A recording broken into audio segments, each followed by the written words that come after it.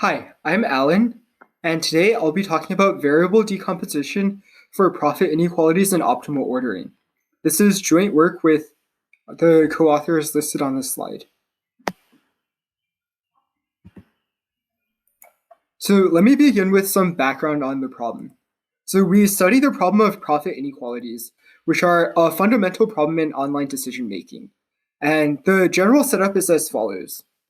So there are some non-negative random variables x1 through xn, and we know their distributions d1 through dn in advance. And then we get to observe the variables x1 through xn one at a time. So after observing each xi, we either keep it and we stop, so we don't get to see any of the remaining variables, or we discard it and observe the next variable, so xi plus 1. And our reward at the end of this process is the value of the x sub t that we decide to keep. So we're operating in an online setting, but our goal is to compete against a Prophet that sees the realizations of all of the random variables ahead of time and just picks the best one. In other words, we want the expected value of our reward to be at least a constant times the expected value of the maximum of the variables x1 through xn. Now, there are multiple variants of this profit inequalities problem, where the order of the random variables may be adversarial, random, or by our choosing. And I'll discuss these variants in more detail now. So so there are the following standard variants of the profit inequalities. So the first is adversarial order, in which the order of the variables x1 through xn is chosen adversarially.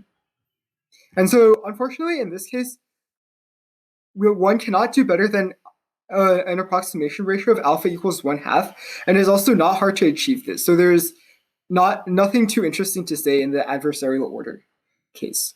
However, there are more interesting things that we can say in the random order case, which is also called the profit secretary problem. And by random order, what I mean is that the distributions of the variables are fixed, and then the order in which we get to observe them is uniformly random over all possible orderings. We'll also consider the free order case, also sometimes called the optimal ordering problem, where we as the player get to choose the order in which we look at the variables x1 through xn. Now, in this setting of optimal ordering, the problem that we care about is slightly different. In particular, computing the optimal order to observe the variables is computationally hard. So what we'll care about is we'll try to efficiently compute an ordering such that when we observe the variables in that order, our expected reward competes with the reward obtained by the optimal ordering. So in other words, instead of competing with the Prophet that observes all the variables ahead of time, we try to compete with a computationally unbounded algorithm that can use the optimal ordering.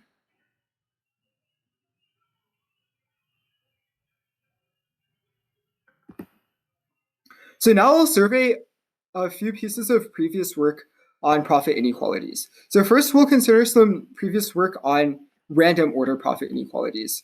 So first, a special case of the random order profit inequalities problem is when the distributions of the variables are identical. In other words, d1 is equal to ... is equal to dn. And in this case, it is known that the optimal approximation ratio is the Kertz bound of 0.745. So this of roughly 0.745. And this constant is obtained as the solution to the Kertz differential equation. So the upper bound, so the fact that you cannot beat 0.745 was proved in a paper of Kertz in 1986. And then a matching lower bound was proved by Correa et al. In 2017. So note that most of the time, or for most problems, upper bound means an algorithm and lower bound means like an impossibility result. But for profit inequalities, the two are flipped, in that upper bound is an impossibility result and lower bound is an algorithm. And now, in the case of non-identical distributions, but still random order, a natural conjecture is that that the optimal approximation ratio is also 0.745. However, in a somewhat surprising result, in 2019 by Correa et al., they actually proved that this is not the case. In particular, they proved an upper bound of 0.732 that is strictly less than the Kertz bound of roughly 0.745. And they also proved a lower bound of 0.669.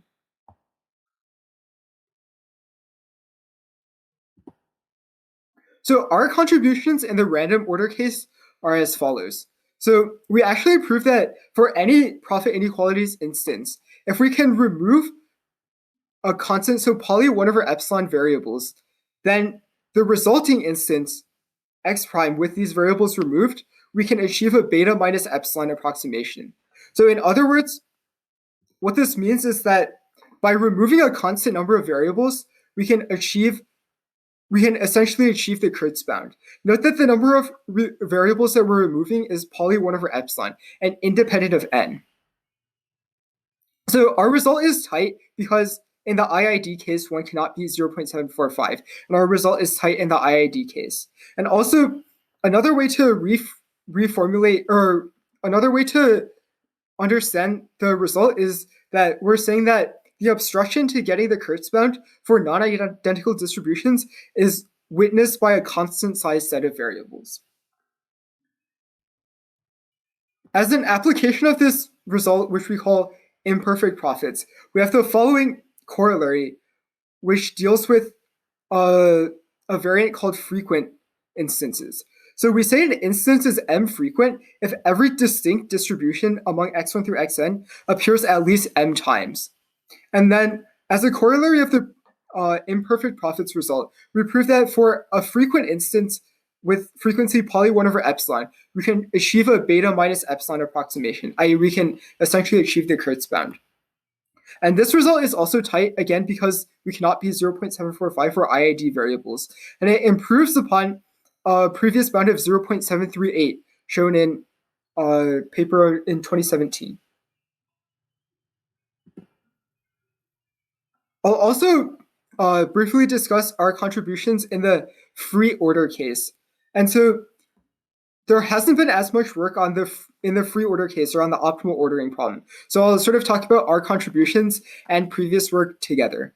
So our main result is an algorithm that runs in time poly n times x of poly 1 over epsilon that achieves a 1 minus epsilon approximation in the optimal ordering problem. And so a similar result was actually obtained in independent and concurrent work of Segev and Singla in 2020. And now the main reason that this result is interesting is that previous approximation algorithms require time n to the poly of 1 over epsilon, whereas in our result, we separate the poly n and x of 1 over epsilon. In particular, the exponent for a fixed approximation ratio, the exponent in n does not grow with the epsilon.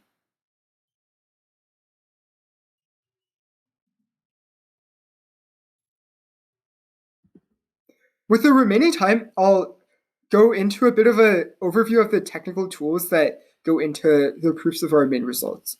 So the main technical tool is something which we call small variable decomposition. So first we'll define the notion of a small variable. So we say a variable x is epsilon delta small if the probability that x is at least delta is at most epsilon. So for instance, like graphically what this looks like is we want almost all of the mass of the variable of the distribution of the variable x to be to the left of delta, and only epsilon mass is to the right of delta.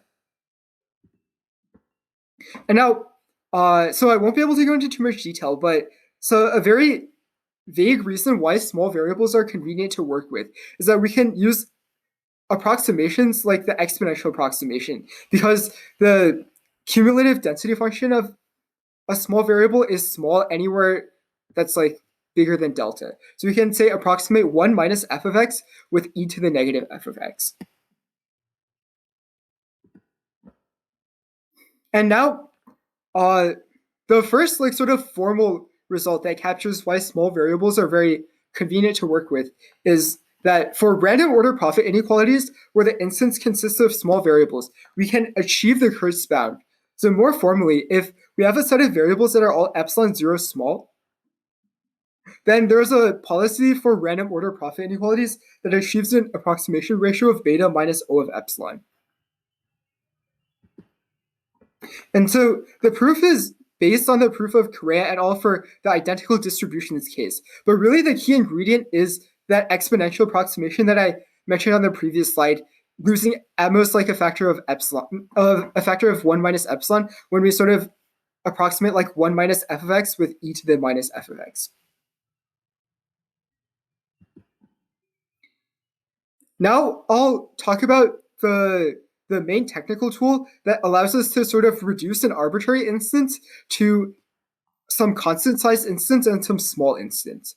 So more specifically, consider the following. So first, we'll pick a threshold t, then we'll consider the variables yi equals max of xi and t minus t. So sort of we'll zero out all realizations that are less than t, and then if the realization is more than t, then we'll subtract t from it. And then we'll choose t so that exactly like 1 over epsilon square of the variables are not epsilon t small after this truncation. So first, let me go through this quickly again. So graphically, what this means is we're picking a threshold t, and then we're basically truncating all of the mass of the variable to the left of t. And then note that we can choose t so basically we're going to gradually increase the threshold t until only 1 over epsilon squared of the variables are not epsilon t small. And so technically there are some issues when the distributions are not smooth or they have like discrete point masses, but these issues are not difficult to deal with. And basically what we can do is we can just gradually increase the threshold t until exactly 1 over epsilon squared of the variables are not epsilon t small. And now, once we've chosen this threshold t, naturally, we can split the original variables into two sets, x big and x small. So x big corresponds to the variables yi that are still not epsilon t small. And then x small corresponds to all the variables that are epsilon t small after this truncation. So again, why is this interesting? Well, note that x big has constant size, i.e. O of 1 over epsilon squared. And then what we'll be able to do for the remaining variables is that we'll be able to use our small profit techniques after truncating with this threshold t.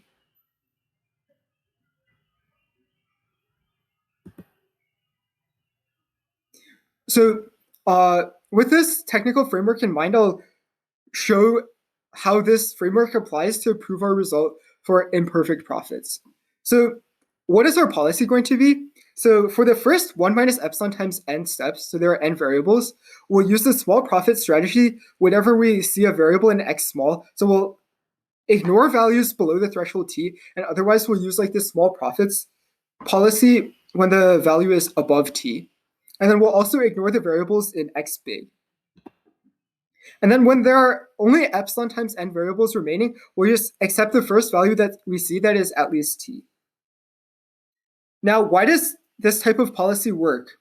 Well, the reason this policy works is, first, note that we'll get at least t reward with high probability, because there will be enough variables from the set x big among the last epsilon times n variables. So say with 1 minus epsilon probability, we'll at least get a reward of t. Now, the next thing is that the first part of our algorithm gets additional reward above t, since we only accept values that are above the threshold t.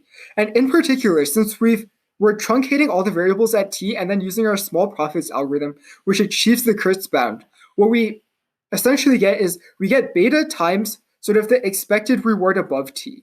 So this is a little bit informal, but the details are not too difficult to work out. And the reward that we get is given by the following expression. So in particular, when we combine the two, so first the baseline of t plus like the expected reward of beta times some amount above t, we can conclude that our overall reward is at least 1 minus epsilon times beta times the expected max of all of the small variables.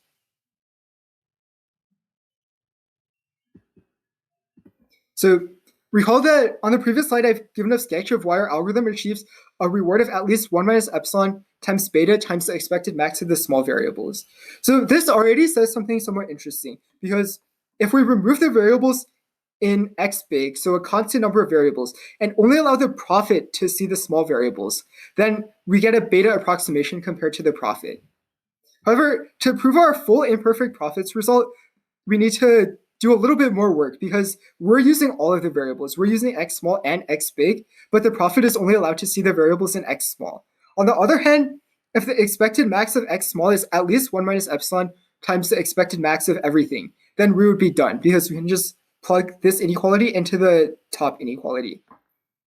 On the other hand, if the expected max of the small variables is not sufficiently large, so it is not 1 minus epsilon times the expected max of all the variables, what we can do is we can remove the big variables and iterate the same argument again on the small variables. And then, so there are some additional arguments to make, but basically by iterating this, we can show that essentially we need to iterate this argument at most 1 over epsilon times before we get an instance for which we can achieve a beta approximation using only the variables in that instance.